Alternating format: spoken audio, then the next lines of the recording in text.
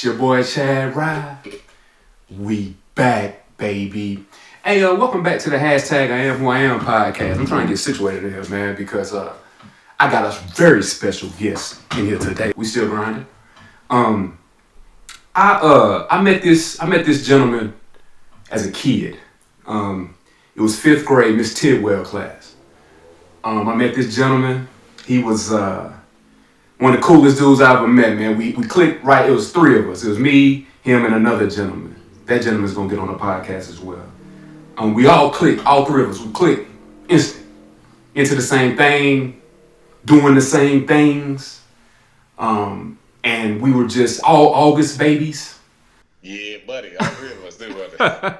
Yeah. And we did our thing in the little elementary school.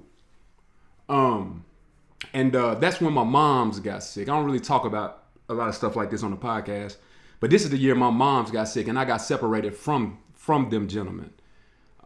They went on to stay and do great things. I did okay, but I got separated. And one thing I'll say about this gentleman, man, I was in Nashville visiting my aunt because I'd always try to get to Nashville, Tennessee, because that was the promised land for me. You feel me? And I got to Nashville and I'm on my way back. And, I got the word from my grandparents that it's time to come back, it's time to come home. And, I was on my way back and I stopped at a convenience store. I'll never forget it. I don't know if I was in the car or coming out the store, but all I remember is a tire kind of hitting that little thing at the front of the parking lot. At the parking space, that little concrete thing. It felt like I heard the tire bump, and he was like, and it was this gentleman here. You know what I'm saying? It was him. He get out the Acura. This the 90s. This when Acura was like, Acura. If y'all don't know about Acura, y'all think Maybach and stuff was tight, man. Acura back then. You feel me? So, no doubt. So he get out the car, man, and he's like, man, whatever. I'm telling my sob story, man. Yeah, I'm back to Blount County. I tell him my whole little sad story. And he's like, man, come to the crib, rock with me.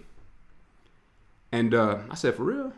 And we kicked it, man. We kicked it hard that whole summer, man. We did. Oh, man, we had a ball, man. We had a good time. Yeah, man. We kicked it hard that whole summer, And I'll never forget it, man, because he showed me so much love. Even his mom showed me so much love because at this time, ladies and gentlemen, I'm on the run from the law because I'm a runaway. I'm missing, right? And his mom, him, the whole fam, everybody took me in like I was a brother, like I was one of the kids. No doubt about it. And he never forgot me, man. He never left me hanging. He never did any of that, man. We went our separate ways. Of course, I had to come back to Blount County. He stayed in Nashville doing his thing and continued to grow and develop, as he would tell you soon. But this intro is really intense for me because this episode is really intense. It's episode 61, by the way, of the #iAMWHOiAM podcast. But it's really deep for me because a lot of people don't know my history. A lot of people will see me and think that I'm fake. Like I ain't been doing this forever, my whole life. And so this gentleman, I'm gonna let him introduce himself. He is multi-talented. Appreciate it, man. A lot of successes out here in these streets, man. Done grinded hard, done been successful in numerous avenues. Had adversity come his way, and he still proceeds to succeed.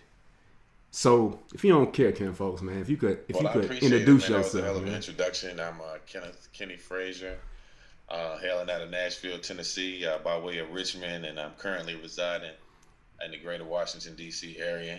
And like you said, Chad, it ain't been an easy road. Life definitely took us down 2 paths. I remember you being out cold. I was like, what the hell is an alcohol? But I would tell you what I always admired, a lot of things you was able to do. You kept, crushing them on the field years ago. Man. And, life definitely, finds a way of bringing your real friends together, man. All the August babies, all the Leos out here, man. Yes, we sir. always unite. Shout out to Robo.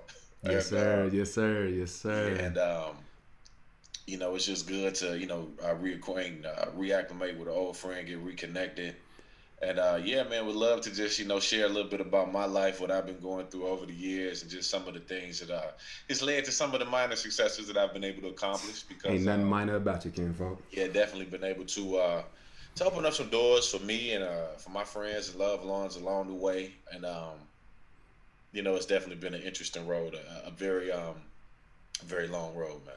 That's what's up. That's what's up. Well, we'll jump right into it, man. You from Nashville. The one thing I wanna say about you, the main thing that kind of is what this podcast is for. This podcast is to encourage positive behaviors and to do things that are positive. Mm-hmm.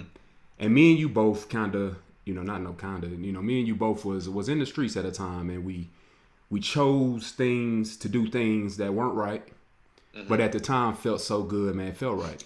Right. You know what I'm saying? Because it was money. It's getting monies, So if it's getting monies and it's getting celebrity status, if that's the proper words to use for having, options, we did it. And so you though, I was fortunate. I made it out of the street life. I made it to Full Sail University, and I was able to capture a degree. Nice. But you on the other hand, you weren't, I wouldn't say that lucky, because you still did your thing, but you had to take a different route. So man, talk to me about, because that's the main excuse I hear a lot in these streets, man. Oh, I done did this, I done did that, my record messed up, I can't do this, I can't do that. But you've done it all, and you was behind the walls. So talk to me a little bit about just like that. any other urban black young person, you came down and spent the summer with me. We was outside in Nashville, and all the way outside in that. So we was outside. um, I grew as all of us when we met in the fifth grade. During that time, I was in this little programs, some academic programs and everything. But being a young black boy, I didn't know my biological father growing up, and not having a lot of access to any generational resources. We all are looking for ways to validate ourselves. So growing up, watching the movies and growing up in the 80s and 90s and listening to hip hop music, it was taught that in order to be a man as a young black boy that you had to be tough. So being tough and witty and all of that things and being street savvy was something that I was a little bit more interested in. My older brother, he got 7 years on me. He went to college. He went to medical school. He's a doctor. And, I was one of the first, younger people, at least on my side of the family, my mom's side, not necessarily my dad's side, that, was mixing it up a little bit, man. Like you said, he was on the run. I was outside. So as anything, man, young people, man, you get in trouble. You subscribing to a certain culture. So, drug use, drinking, whatever, smoking weed, hanging out with the homies, got your little gun, your little hustle, whatever you're doing. And ultimately, a teenage life full of that and those type of choices got me where all the other boys that looked like me was at, behind bars. I mean, starting out as a youngin', I went to jail the first time. I probably went for like robbery or something. My first run in with the law, I was probably like 8.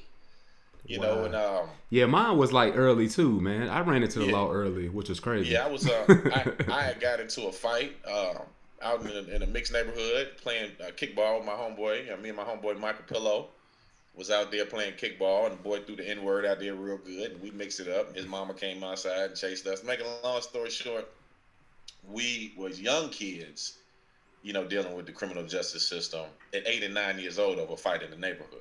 Right. So, by the time I was 18 and 19, I moved to Richmond because I was getting in a little bit of trouble here in Nashville. And so once I got to Richmond, Virginia, that was a whole new world for me. It was a lot faster than Nashville. And anybody that don't, it was. I'm just being honest with you. Richmond was a different world. And I ended up having some street success, but that street success ultimately led me to federal prison, where I spent about 7 years. Oh wow! And and you would think that would be enough, but I've lived a hell of a life and I have great stories to tell, because prison, man, it wasn't all bad for me. I say that all of us have some rite of passage to go to, whether that's going off to college, whether that's going to the military, for some men it's prison, whatever, isolation, relationship problems. We all go through things that help to, build our character. So for me, well, all the other cats was 19 and 20 years old, they was in dorm rooms with their peers their same age. When I was 19, I lived in a room with 40-year-old kingpins and mayors, and I was in federal prison with Robert Brennan and the mayor of Providence, Rhode Island, Easy Wayne, and real, Yahweh ben Yahweh, like niggas with Colts and stuff. Like Wow. so my education, the biggest thing that prison taught me was tolerance of people different than me. When I first went into prison, I came in with all these Southern notions, my religion, my culture, my this, my that. Everything that I knew was all Nashville. And most of the things that I had access to was just, what my family had given me. But when I got to prison, got around all these grown men who had kids and mortgages and who had businesses that failed. So, they was grown. They was just in there for different reasons.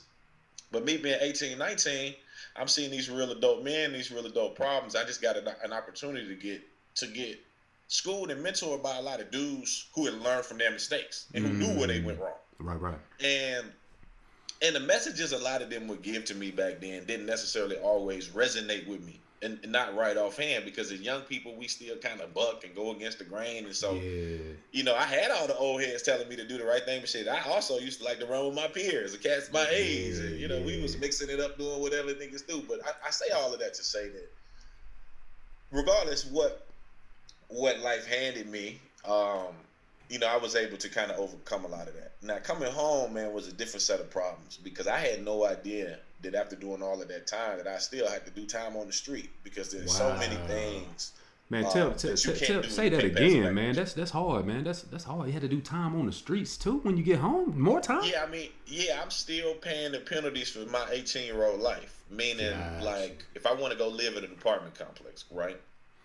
Well, I got to pass the background check in the apartment complex. Right. So, even though that shit might have been, 20 something years ago, I still can't pass the background check to get the apartment. So I can never get any type of food stamps or assistance, barely can get stimulus and all of these things. So for me, the burden of having a felony was both a gift and a curse. Gotcha. Because it was a curse because I can't, I couldn't climb a corporate ladder. I couldn't go up and get a job good. I couldn't put in an application good. Every time somebody see me, he black, he been to jail, we don't want to hire him. So it forced me to have to create my own opportunities.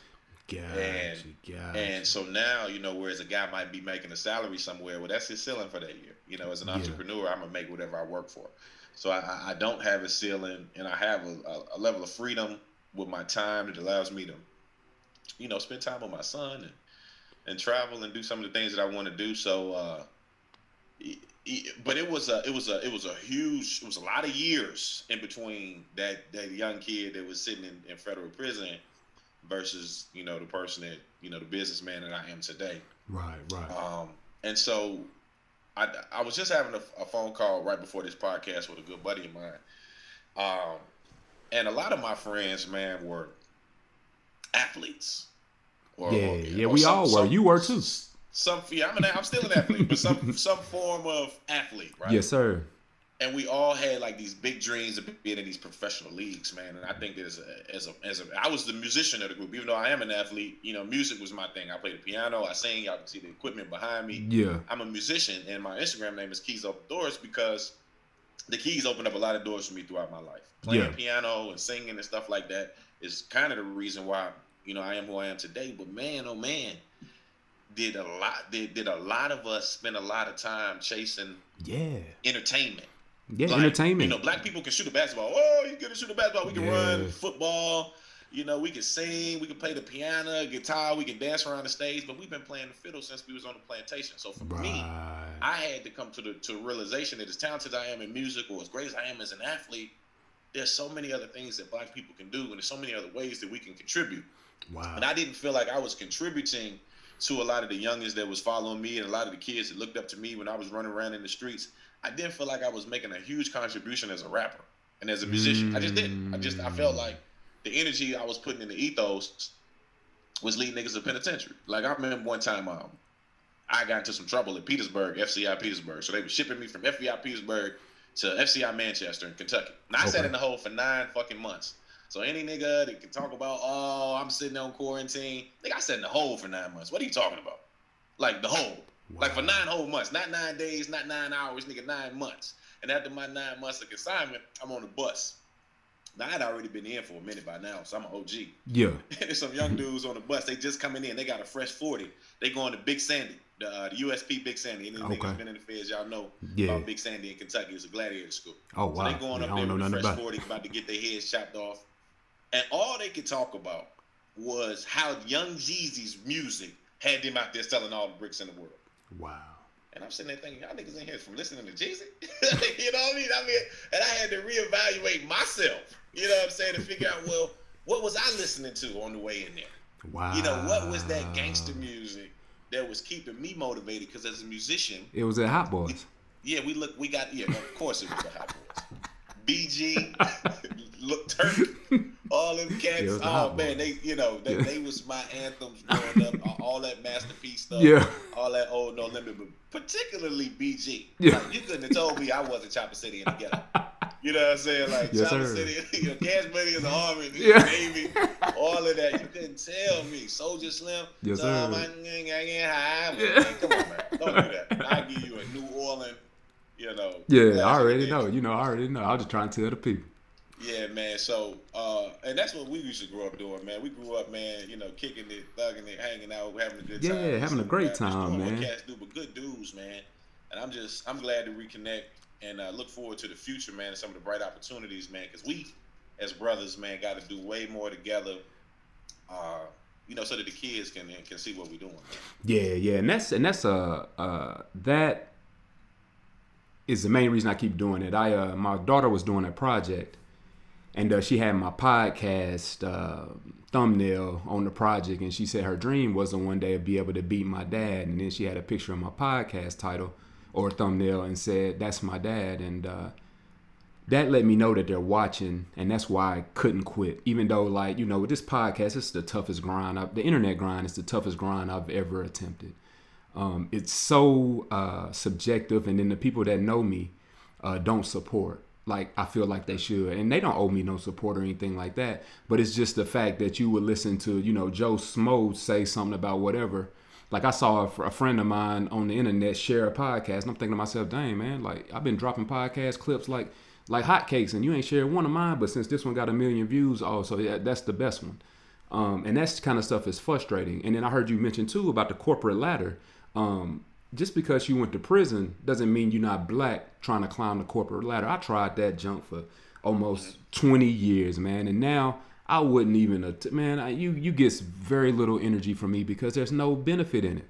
I could work harder than everybody. I mean, the corporate ladder it's not for us. I mean, you walk around anything over 6 foot, you got to shave every day.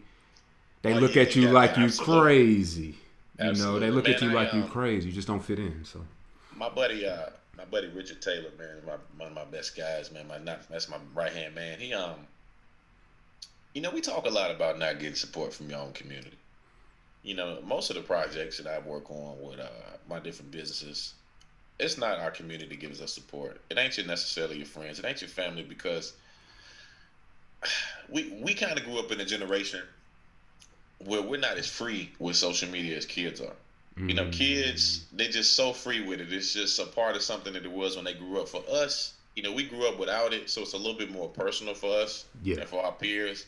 And so I don't find that our generation, does a bunch of sharing or supporting people on their way up. We a bandwagon generation who loves to celebrate, the people that have been validated from somewhere else. Right, I live in the DC area, and this isn't an area that I feel like, let's just say in terms of music, that it's a huge level of support from local musicians. I mean, most of the time, the big club promoters and stuff, they bring in the outside guys. Wow. At the end of the week, after everybody been working, they come spend their money and get the tables and the bottles. They get that money to the outside guys as opposed to building up those local guys. I don't know if it's competition. I don't know what it is, but that's something that you got to continue to work through. But I will say this. People that I don't know always have nice shit to say about me. Like, when I first meet somebody, they're always just like, oh, he's great. It's the people that is the ones, that for whatever reason aren't necessarily always fully supportive. So I just encourage you, man, if you're feeling as if, the folks, don't really support you, just kill them with consistency. Yeah, Continue to be yeah, no doubt. synonymous Yeah, no with doubt. hard work and excellence Yeah, like you yeah, already are. yeah. And they listening and they watching. They might not be sharing it like you want them to, but trust me, man, everybody's paying attention, man. That's what's up. That's what's up, man. Well, since I got you on here, man, top 5 rappers of all time. What's your top 5? Top 5 rappers of all time. All time. I know you don't really into that kind of music no more, but Nah, man, come on, man. I grew up more yeah, than I yeah, still, yeah, yeah, yeah. Top 5. Top let's 5. let's say I think that Lil Wayne is lyrically one of the best. So he's 1 or 5. I'm gonna start from the okay. My top 5 in no particular order. All right. Nas. Mm-hmm. BG. Okay. Lil Wayne. Okay.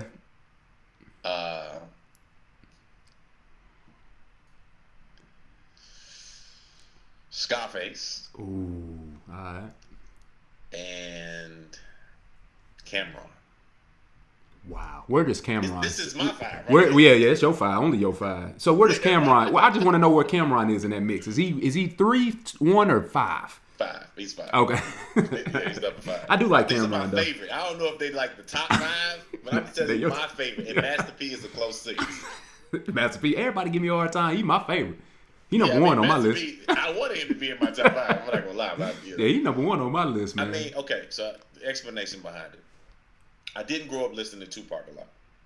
My first encounter with Tupac was a backup dancer for Digital Underground, so I never really believed him. So wow. Y'all can come for me if you want to, but when I see a backup dancer turn into a thug, I was outside, so I didn't believe it. Wow, that's deep because I missed that. I don't know how I missed that.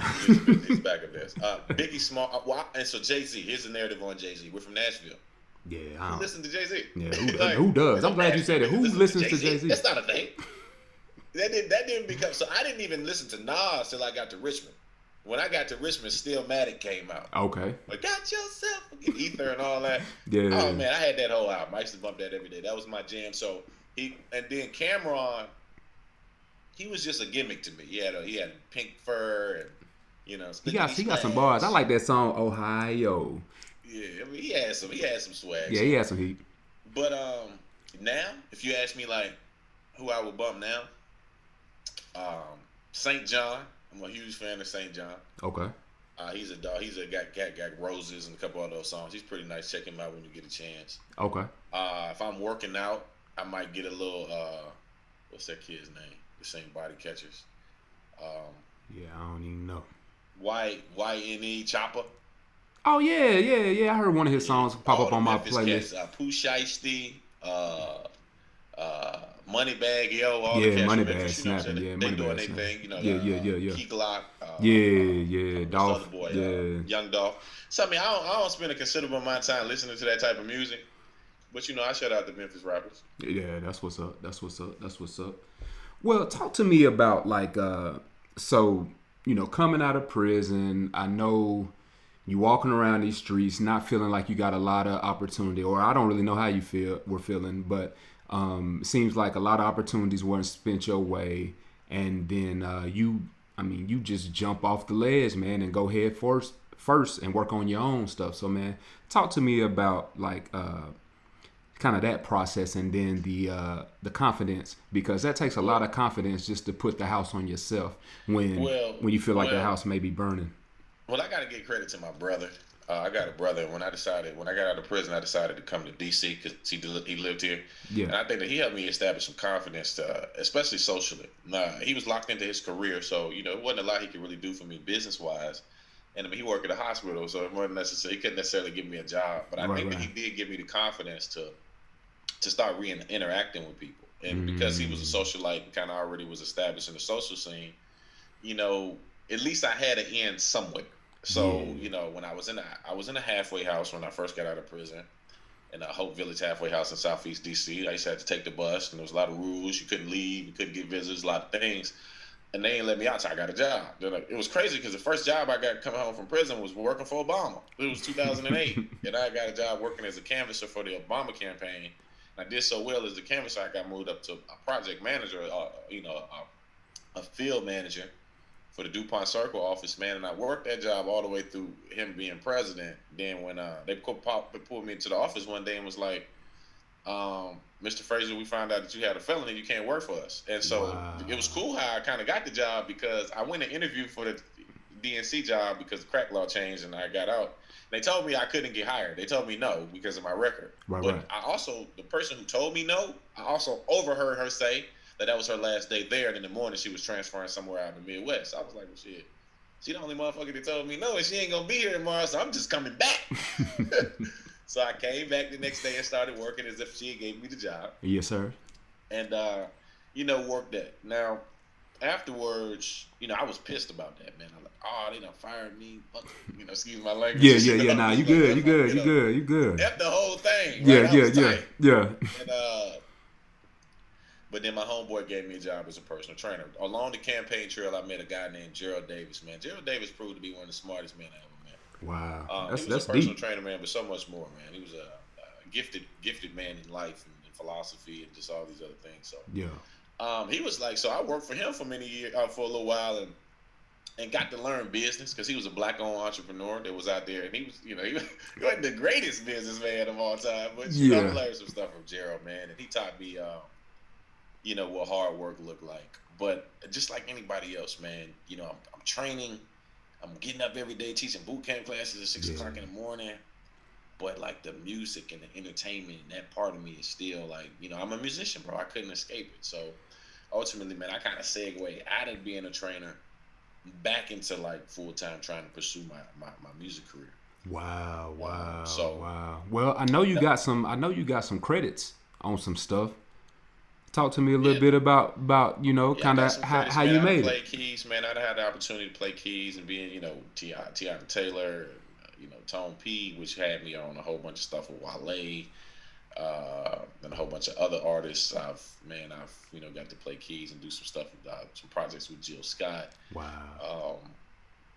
Just a whole bunch of stuff, man. Working with a ton of local artists in the DMV area, man. I done, been band directors, and I played at Universal Studios. I played with Chico DeBarge. Wow. Played and sing with him. Just a whole lot, man.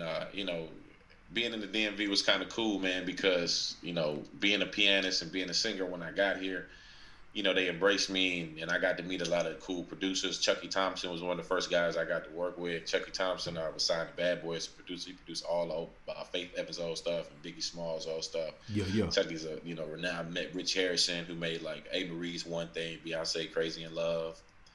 Got to work with him. So just just cooking up with those guys. For many years, I played right beside Low Key, producer Nicki Minaj right now, platinum producer. Shout out to Low Key. Tone P, who did all Wale stuff.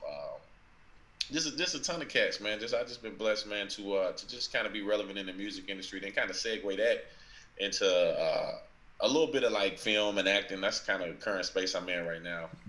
Content production. I got a few scripts I'm working on right now. That's what's up. So yeah, man, just trying to stay busy, man. I'm big on not being a one-trick pony, man. Having the ability to learn new things and to be able to take new creative shit and doing something with it, man. So like you might see on my Facebook page, man, I'm into all type of shit. Yeah, man. One of the things you're into is Mr. BioClean, man. You're Mr. BioClean. Yeah, man.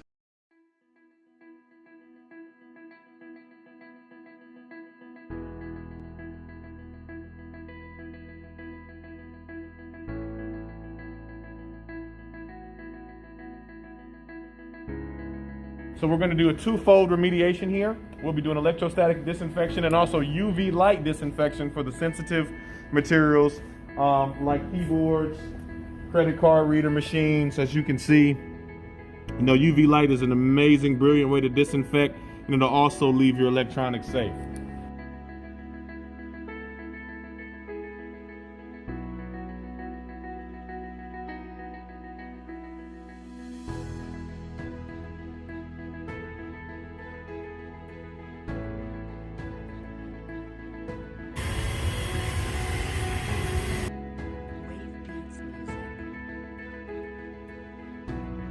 As they're looking for somewhere to work out, you should always think about working out here at Retro Fitness because they're taking the extra steps necessary to ensure the safety of all of their staff and clientele.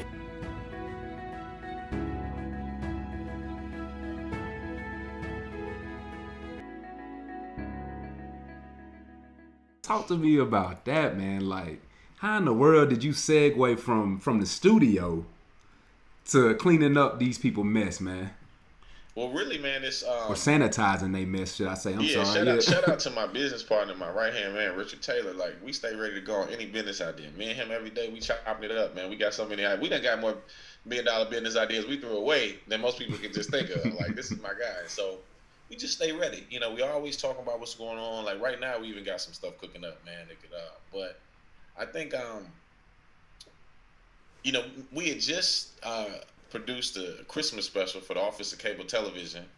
Oh, wow. Paul Ward's Christmas special. It featured Vanessa Williams and Man, Jennifer Vanessa Lewis and a bunch of other Williams, people. man. And we had just did that for like Christmas, and then you know, just getting ready for the new year. You know, I own the photo booth company, and my photo booth contract, my biggest sustainable contract, called me and was like, "Oh, those 100 events we prepaid you for, they're canceled as soon as I money back." Wow. So I'm like, "What?" So you know, I had to figure something out. So me and Richard, you know, I was studying what was going on in Wuhan with the pandemic, and being an owner of a franchise already, I attempted to try to be ahead of the curve and get some equipment that would allow me to, you know, be in a disinfection space. I ordered some stuff at a time when nobody else had it. I got it and put it to good use, man. And a year later, you know, I own a BioClean company that's in, you know, 3 different states. Like, we got contracts with the United States military, with all different types of banks, public and private businesses. Wow. I mean, we've just been able to provide the quality emergency disinfection services and deep clean services to attempt to keep people, you know, upright during the pandemic. This is an area with a ton of people. They take it real serious in the DMV, and because of that, man, we've been able to, you know, have some sustainability. So it's just a cool business. It hasn't been easy, you know, to always, you know, run a business. But man, it's been rewarding because, you know, we've got to help so many people. You know, when people do call Mr. BioClean, they call us because they have a need, and that need definitely gets met. So it's been cool, man. I've enjoyed it. That's what's up, man. That's what's up, man. I want to talk to you too about a story you had, man. Since you've been talking, man, I've been watching, I've been following. I'm a fan, ladies and gentlemen. Not just a friend, I'm a fan. And he's real big into like Southern, how they train us to be, you know, God, Christians, church, all that stuff. That's a sensitive topic for folks right there. Well, man. that's fine. That's fine. But you had the greatest, do you still got that video of that story I asked you about? Yeah, you talk. Yeah, yeah. Clip, well, so yeah, I'm gonna play it right here. He gonna send it to me. I'm gonna play it right here so you can hear what I'm talking about. In this clip, you see exactly what I'm talking about. Like, it don't get no more real than that. In my opinion, I mean, it made a lot of sense to me. Well, basically, man, one of the things that I learned in prison was that, man, oh man, we got some things that black people hold on to a lot of times that sometimes we can outgrow. Now, you got to understand, we were slaves in this country. So we ain't always have it figured out as slaves. There's some things that have been passed down from slavery that we inherited when we got in this country that could considered to be harmful now that we have, you know, considerable amount of education. I tell people all the time, there's no better time ever to been black than today, because today we ain't quite as bad as we have been for 500 years. So one of those things is diet, homie. You know, one of those things is diet. Like, I understand that y'all ate chitlins. The shit, you know, it is what it is. Yeah. You know, we all know what chitlins is. I don't have to go into a long situation about chitlins. But now that we know what chitlins is, we don't have to eat it no more. We're not necessarily slaves no more. You see what I'm saying? So yeah. I feel like there are a few things that are part of our cultural experience that some of us have gone away from. One of those things is religion. So with religion, you know, black men in particular, you know, chose some different routes. That's why you got the entire Nation of Islam, you know, and everybody, Louis Farrakhan and all of them, because they had to speak English because that's the language that they gave us, but then they chose to go a different route with religion. Right. And, you know, the Christians looked at kind of them like they was crazy, but ultimately, man, I'm listening. I feel like that I was being funny in the video, basically saying like, nigga, don't say grace. I done cooked all this food. I done bought all this food. You over here thanking the ghost. Thank me. Yeah, I cooked. Because that's just the type of person I am. Because, you know, we had the freedom now to research and do our own research. And for me, in my own personal walk, I found religion to be divisive, especially Christianity. as an adult, I had to, okay, so let's say you had amnesia. Let's say that you doing your thing, fucking Lord forbid you hit your head on the bar at the gym. Oh Right? man. You can't think for a week, right? Yeah, You yeah, don't yeah. know shit. So you wake up a week later and you got most of your wits, but you forgot everything about religion. So they say, man, we gotta pick you one. They say, well, tell me about them. Tell me about, what did they do? Who's what? So they tell you about all the religions. They tell you about the history. They get to Christianity. They say, well, what do Christians do?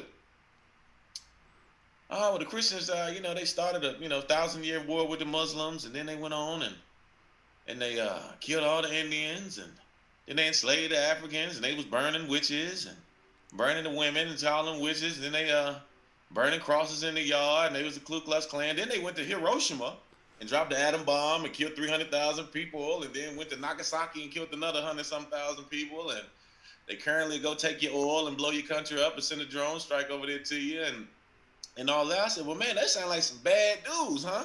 I said, who are those cats? You talking about all the white cats? They Christian? Yeah. So I said, well, what about the black folks? Well, God is omnipotent. He loves all people. I said, well, he can't love black people because, niggas have never benefited from Christianity. The white man's prayers have been answered by their God. He gave them nuclear warheads. He gave them satellites. He gave them airplanes, warcraft carriers, all that fly shit. No African nation has it. But Wow. what they will do is send some little white women, some little missionaries to your country that speak English and tell you, listen, you're a savage. Okay? You need this English and you need this Jesus, so you cannot be a savage. Now that you got Jesus, we're going to take your diamonds, here go some AIDS and some back. Damn. Wow. I mean, that's what I see, because you look at the richest wealth in the world, it's in the continent of Africa, but none of the African people benefit from it. It's the people that believe in Jesus and worship Jesus is the ones that benefit. Now, but also there are people with no religion. So then I say, well, okay, I ain't messing with Christians. They do way too much. They over here killing people and chopping heads off Indians and all that stuff. I ain't messing with them. Take me somewhere else. Yeah, I said, and I heard you say that they dropped a bomb and killed a whole bunch of 100,000 people. Where was that at? Japan? Well, what are they? They can't possibly believe in God. Because if 300,000 people get vaporized right where I live at, that shit. Yeah. It's a wrap, right? They're Shinto people. That's not a religion. It's more of a way of life, like Buddhism. It's not a deity-based religion of monotheism that has one God and it's a crime and punishment system. It's more of a spirituality-based religion that'll help you cope with being here in the world. So when I started learning about those other religions, when I started learning that, Native Americans, they had something going on. Africans, they had something going on. It's 2-3 billion Asian people. They don't worship Jesus? What? They not here. Their God don't look like a white man. Asian God look like an Asian man, even though it's not a God. But Buddha, no, I understand what you're saying. The representation of Yeah, him. no, I understand exactly what you're saying. I understand what you're saying. The Indian man, all they got, go look at a totem pole. All them little niggas on the totem pole look like Native American people. So you can go to the Aborigine Australians, people running around in New Guinea with no clothes on. But whatever their deity, it represented them. When you look at the Mayans and the Incas, if you go look at their temples, look like them. If you go look at the Egyptians, the Egyptians. Wow. Yeah, everywhere you go, everybody God look like them except for niggas. Yeah, Santa Claus, white. Yeah. Jesus, so we the white. only ones that don't worship a deity that look like us. We don't even have our own God. You see what I'm saying? Like at the end of the day, so it's hard for me. We got to get over this mentality that there's some savior out here or kiss the white man in his face and tell him, thank you for bringing me to America and saving my soul, because if it wouldn't have been for you, I was going to burn in the hellfire. Thank you for your Jesus. You got to make up your mind. It's one or the other. Wow. And it is. And I just had this conversation. But go ahead. Yeah, so for me, that was a joke. Basically said, I don't choose to believe in things that are divisive. People say, well, how could you not believe in Jesus? Because it's been too much bloodshed. I choose not to participate. If it was a fraternity, you wouldn't join it. If the leaders of your fraternity was fucking children for the past 100 years, would you be a Kappa? No. Right. So what the fuck why are we Christian then? But black people seem to think that they are a better Christian than the white Christians somehow. I don't know. You talk to niggas and they be like, oh, no, that's them. Oh, that was them. The people that stormed the White House were Christian. Were they not? Yeah, I mean, yeah, I'm listening. They're I hear you. Conservative, white, Southern Christian people, Republicans. So, I mean, I'm not coming for them. I don't care what they do over there right now. I don't leave it. But I'm just saying that I choose, when I die, I don't want to be with my captor. Okay? So if there's an afterlife, I ain't trying to be up in there with all them slave masters and all them white folks. And all, because there's gonna be some nigga shit going on. I'm trying to tell you, we're gonna be second reign in the afterlife. We're gonna be second class and 3/5 of a man now. You be 3/5 of an angel. Wow. I'm like, oh, you only 3/5 of an angel, nigga. You ain't no real angel. You know what I'm saying? Like, not a fucking chance. Man, okay? that's deep. That's Bury deep. me with the niggas. Yeah. Bury me with the niggas that died off the slave ship. Whichever one jumped off or got tossed off the side of the slave ship in the Atlantic Ocean, I'm gonna tell my son, cremate me and just sprinkle my ashes in the Atlantic Ocean with my ancestors. All the other shit, I don't want no Jesus. I don't want no Jesus nowhere near me. You hear me? Don't have them white folks around. Don't sing no hymns. Don't pray or none of that. Smoke a blunt and get on with your life. Man, that's deep, man. It's hard too to do because, like I said, I had this conversation with a friend of mine, the homie, and basically same thing. It's either A or B. There's no in between. Like you said, with the Christians, you got so many choices. Like, I just don't understand how in an American society we can all agree that 2 + 2 is 4, but we all can't agree that thou shalt not steal. You misinterpreting it. You doing this. So what you saying? It's all this interpretation shit. Yeah, but we all agree 2 + 2 is 4. We all believe if the checks say $1,200, that's how much money we getting into our account. But for some reason we can't meet. 3 people can't agree that this scripture says this. Well, see, the thing is, look at I tell people all the time, if it was power in the name of Jesus, do you think they would have gave it to the slaves? Well, that's enough said on that, man. We'll move on. We'll move on, man. So, with everything going on in this pandemic, man, you've obviously monopolized from it. And you man, bravo, man, for being ahead of the game with that, man. Like, thinking that way, man, is genius. But kind of talk to me about kind of what you're seeing where you're at in DC, in the DC area, because you right in the mix, and I've been watching, dudes holding up Bibles doing this. I've been watching them storm the White House. I've been watching, kind of the CNN. So kind of talk to me about the climate there with this pandemic going on. DC is a weird town, man, because DC is originally Chocolate City. Like, this was a place with a whole bunch of black people. And maybe over the past 10, 15 years, man, it's been a lot of gentrification. A lot of the historically black neighborhoods in the city are now, thriving, booming waterfronts and shit, like Navy Yard. And so it's a new DC. So like the urban black DC, man, that's the heart of the culture, man. And go-go is the pulse of that. It's the rhythm that drives the city. And they kind of say isolated from everything political downtown. It's the happy hour capital of the world. So most people here want to get drunk. Wow. Okay. You have to go literally stand in front of the White House to feel those protests. Now, I know when Trump first got in office, those people protested for a while. And I mean, Black Lives Matter Plaza is here downtown, and that is the thing. Like, it's cool to have access to that. Like, it's cool to, like, if that's going down and they going off over there, to be able to go downtown and be right in front of the White House. I mean, we pass that stuff every day. Wow. But this is a very, very liberal town. When I was working for Obama, it was 98% Democratic, and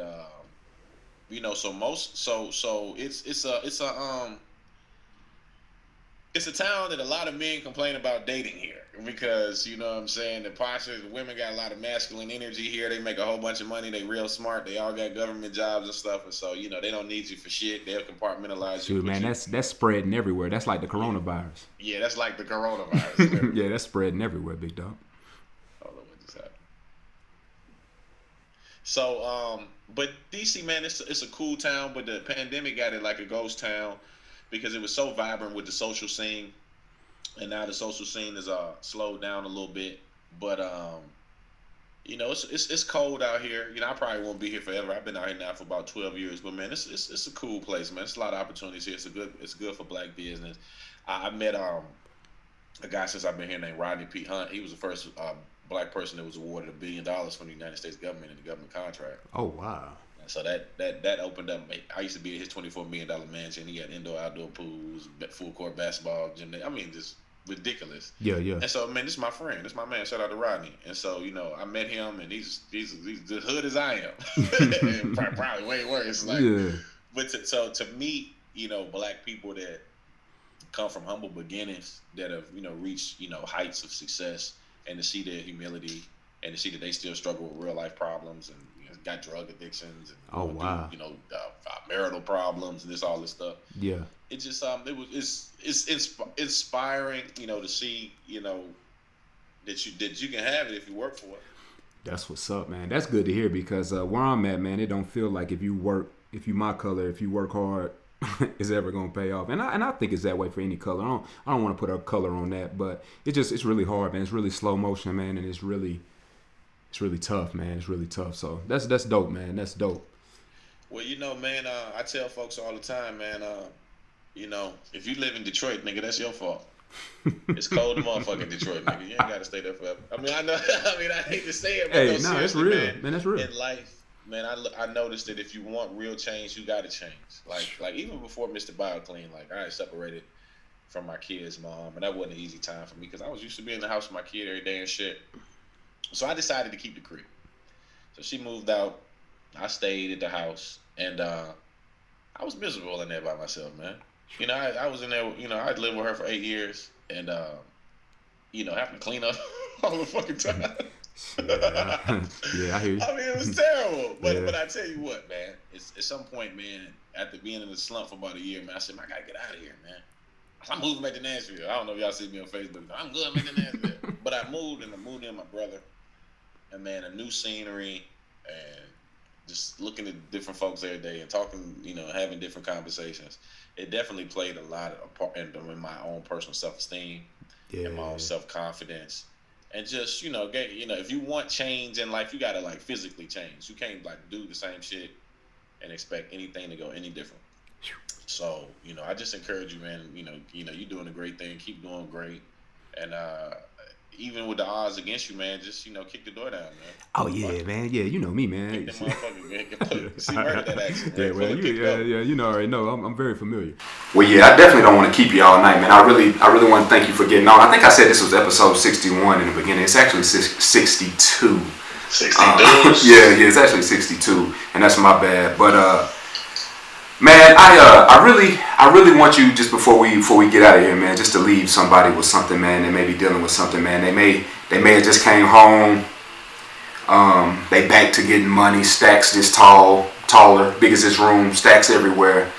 And they, in their mind, they know where it's leading them back to. They really do in their mind. They know where it's leading them back to. But tell them something, man, to encourage them to. You can get that same big stack of money, but you just have to get it the right way. Kind of like, just looking at this room in your home, I can see that you know how to do it, man. So tell me and everybody else, man, because I tell you one thing, it's hard out here. It's a little bit easier to get money in lanes that ain't so crowded. You know what I'm saying? You'll be surprised. We all hustlers and all these cats that's hustling and getting money. That's there. But ultimately, when it come down to legacy, if you desire to have a legacy, then your future is important, and what you do for your kids and the things that you leave behind is important. And you gotta just ask yourself, is what you're doing sustainable?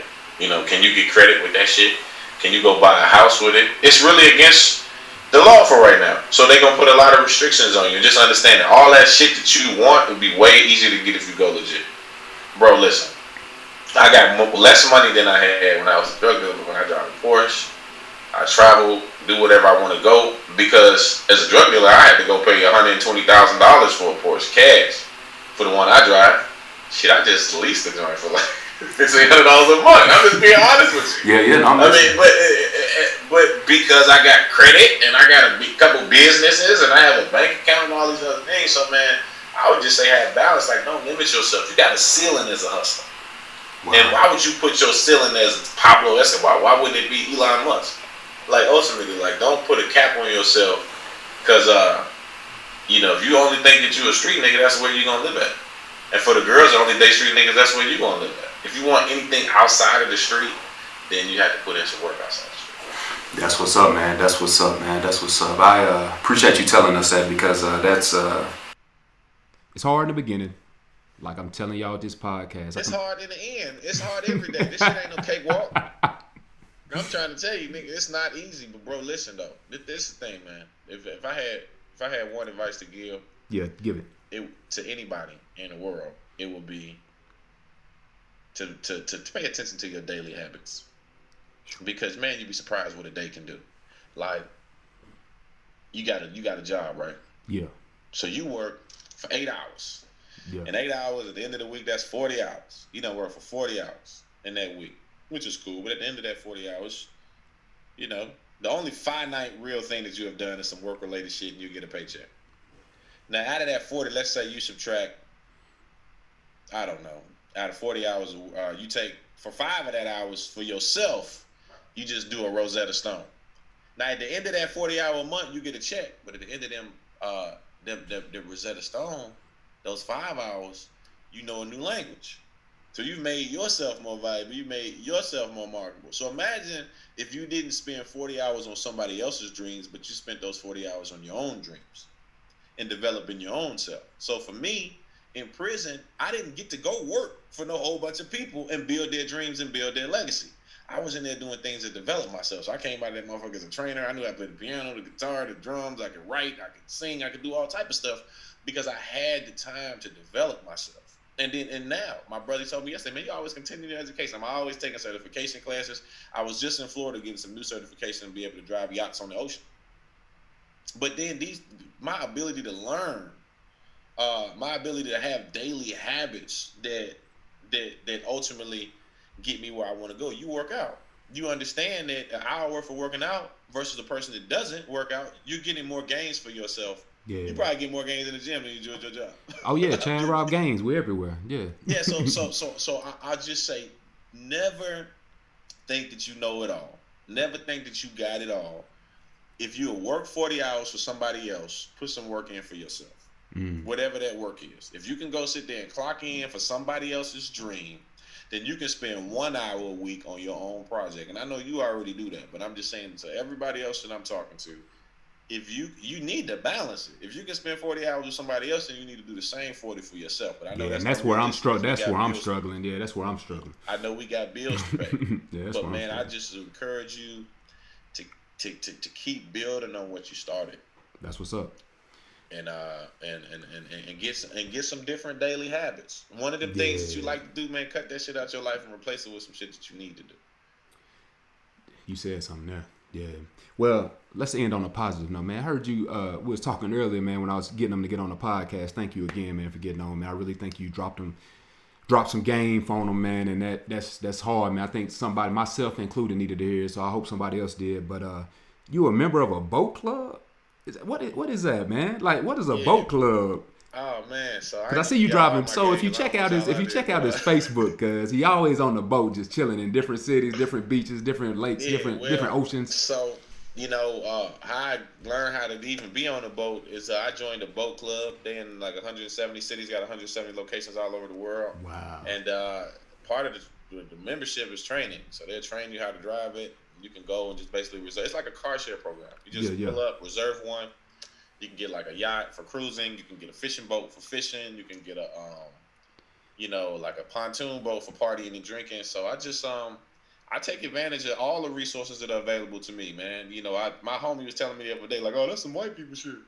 If you say so. I just take advantage of every resource that's available to me as an American because, homie, listen, it ain't no better time in the world to be black. If you was born 50 years ago, you've been a sharecropper.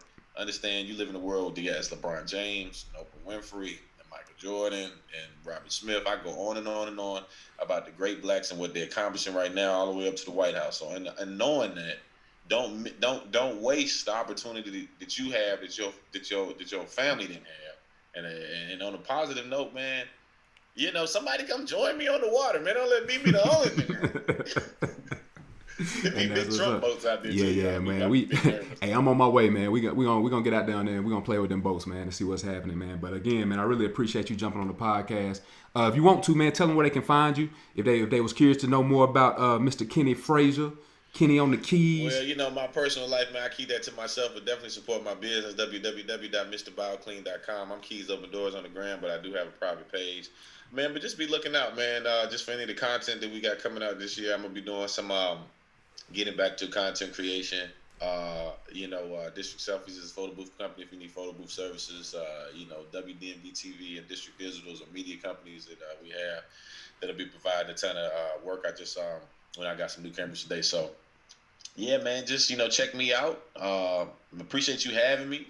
It's great you talking already to know. you, man. You Hopefully already I know. ain't, wrap it up too much on this joint. Nah. It was dope, just like I thought it would, man. And like I said, man, I appreciate you dropping some game because you done been through everything, man, and still standing, man, standing tall, getting better every day, man. Man, I don't know about all that, but I do know this, man. This is the #iAMWHOiAM podcast. This is episode 62, ladies and gentlemen. Like he said, man, you got to keep going. Whatever it is you want to do, just do it. You know what I'm saying? You're going to get better as you go, man. Like I tell every episode, you go back and look at episode 7. Go back and look at episode 13. Go back and look at episode 1. You're going to see the growth. You're going to see the development, because if you do something every day, the funny thing is you get better at it. No doubt about it. So man, I appreciate you getting on, man. You already know it's love. And as always, I'll be back.